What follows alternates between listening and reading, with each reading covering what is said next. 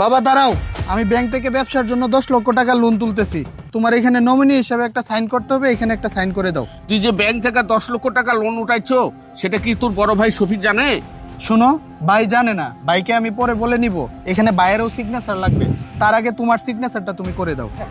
ঠিক আছে, দেখি দে, আমি সবকিছু পড়ে দেখি যে ঠিকঠাক আছে কি না। বাবা তোমার এত পড়তে হবে না, আমি পরে আনছি। তোমার এখানে একটা সিগনেচার করার দরকার, তুমি এখানে সিগনেচারটা করে দাও। আচ্ছা ঠিক আছে। আচ্ছা ঠিক আছে বাবা, আমি গেলাম। ও ভাই, তুমি আইছো, ভালোই হয়েছে।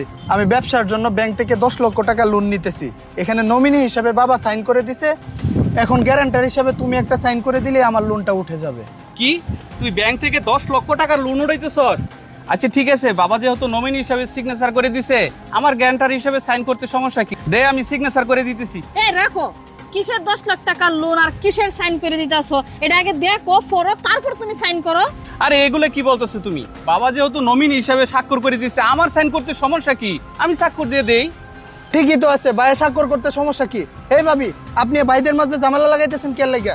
বাবা যেই জায়গায় সাইন করে দিছে, বাবা কি না বুঝে স্বাক্ষর দিছে নাকি? ভাই সাইন করলে সমস্যা কি? এ ভাই সাইন করো তো, তুমি সাইন করো। ভাবি শুধু শুধু আমাদের মাঝখানে ঝামেলা লাগানোর চেষ্টা করতে। ভাই তুমি সাইন করো তো, সাইন করো। ভাই কবির, আমি শুধু শুধু তোমাদের মধ্যে ঝামেলা সৃষ্টি করতেছি না। আমি তোমাকে লোন তুলতেও না করছি না, আর সাইন দিতেও না করছি না। আমি শুধু বলছি যে এটা আগে দেখো পড়ো, তারপর জানিয়ে শুনে সাইন করো। এই ভাবি, আপনি কিন্তু এখন বেশি বাড়াবাড়ি করতেছেন। আমি যে বললাম ব্যাংক থেকে আমি 10 লক্ষ টাকা তুলতেছি, ও এটা আপনার সহ্য হইতেছে না, তাই না? বেটাই না যে কাগজটা লেখছে না বুঝে তো আর লেখে নাই, যে এখানে বাবা সাইন করছে, এখানে ভাই সাইন করতে সমস্যাটা কি? শুধু শুধু প্যাচ লাগাবেন না, আপনারা বইলা দিতেছি। ভাই সাইন করো তো। শোনো, কবির 10 লক্ষ টাকা উঠাবে ব্যাংক থেকে ব্যবসা করার জন্য, আমার এখানে স্বাক্ষর দিলেই হয়ে যাচ্ছে। এখানে সমস্যা কি? আমি স্বাক্ষর দিয়ে দেই। না না না, তুমি এটাতে সাইন করবে না। আচ্ছা আমি একটা জিনিস বুঝলাম না, এটা তোমার 2 মিনিট পড়লে সমস্যাটা কি হয়? আমি তো তোমাকে সাইন করতে না করছি না, আগে তুমি 2 মিনিট পড়ো, তারপর তুমি একটা না 10টা সাইন করো, এতে তো আমার কোনো সমস্যা নাই। ভাবি, আপনি কিন্তু এখন ধৈর্যের বাঁধ ভেঙে ফেলতেছেন। আপনি যদি আর একটা কথা বলেন, আপনার কিন্তু খবর আছে বলে দিচ্ছি। এ ভাই সাইন করো তো তুমি। কি রে কবির, আমি তো তোর ব্যবহার দেখে অবাক হয়ে যাচ্ছি। সেই কখন থেকে দেখতেছি তুই খুব উত্তেজিত হয়ে গেছস। তোর ভাবি তো ঠিক কথাই বলছে যে কোনো কিছুতে স্বাক্ষর করতে গেলে দেখে শুনে তারপরে স্বাক্ষর করতে হয়। আমি এটা দেখি তারপরে স্বাক্ষর করি। এ ভাই, তোমারে বলছি না এখানে পড়তে হবে না, তুমি এখানে সাইন করতে বলছি, তুমি এখানে সাইন করো। না না না, আমি তো এখন এখানে স্বাক্ষর করব না। আমি আগে এটা দেখব কি আছে এটার ভিতরে, পড়বো তারপরে স্বাক্ষর করব। আমি এখন স্বাক্ষর করব না, আমি দেখতেছি।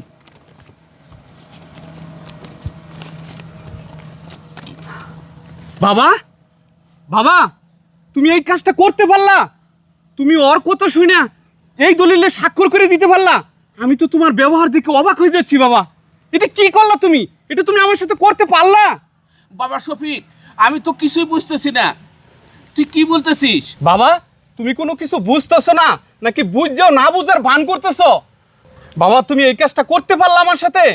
বাবা শফিক, আমি তো কিছু বুঝতেছি না, আমি কি করছি রাগাগুড়া, আমি কিছুই বুঝতেছি না। তুমি একটু পরে আমাকে ভালো করে বুঝিয়ে বলো বাবা, ওখানে কি লেখা আছে। বাবা শোনো, আমি তো জানি তুমি পড়াশোনা জানা মানুষ, তুমি সব কিছু পড়তে পারো। তারপরেও যেহেতু আমাকে জিজ্ঞেস করতেছো এটার ভিতরে কি লেখা আছে, আমি তোমাকে পড়ে শোনাইতেছি। এখানে লেখা আছে তোমার যত স্থাবর অস্থাবর যত সম্পত্তি আছে, সমস্ত সম্পত্তি তুমি একটা স্বাক্ষর করে দিছো না, আমি একটা স্বাক্ষর করে দিলেই ওর হয়ে যাবে। বাবা, তুমি স্বইচ্ছে সব লিখে দিলে ওকে। এত বড় তুই শয়তান! আমার আমার ঘরে এত বড় একটা কুলঙ্গার জন্মাচ্ছে, আমি এটা কল্পনা করতে পারিনি।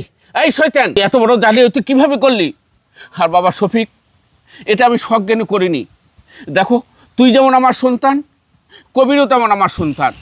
কবির বলতেছে বাবা আমি 10 লক্ষ টাকা লোন করছি, আমাকে এখানে একটা সিগনেচার করে দাও। তাই আমি সিগনেচার করে দিয়েছি বাবা, আমি ব্যাপারটা বুঝতে পারিনি। বাবা শফিক, তুই যদি বলতিস তাহলে আমিও সই করে দিতাম বাবা। আজকে তো ওই যাদব, আমার সামনে আমার বৌমার গায়ে তুই হাত উঠাইছিস? বাবা শফিক, তুই দেরি করিস না, পুলিশকে ফোন দে। এই শয়তানটাকে এখানে রাখা যাবে না, একে এখনই হাজতে প্রেরণ করতে হবে। ঠিক আছে বাবা, ঠিক আছে, আমি এখনই পুলিশকে ফোন দিচ্ছি। ও আমার সামনে দাঁড়িয়ে আমার ওয়াইফের গায়ে হাত দিচ্ছে, তাই না? আচ্ছা দাঁড়াও। এই রাখো, তুমি পুলিশকে ফোন দিতে হবে না। পুলিশকে ফোন দিলে এবারই মান সম্মান সব চলে যাবে। ও ছোট মানুষ একটা ভুল করেই ফেলছে বাবা।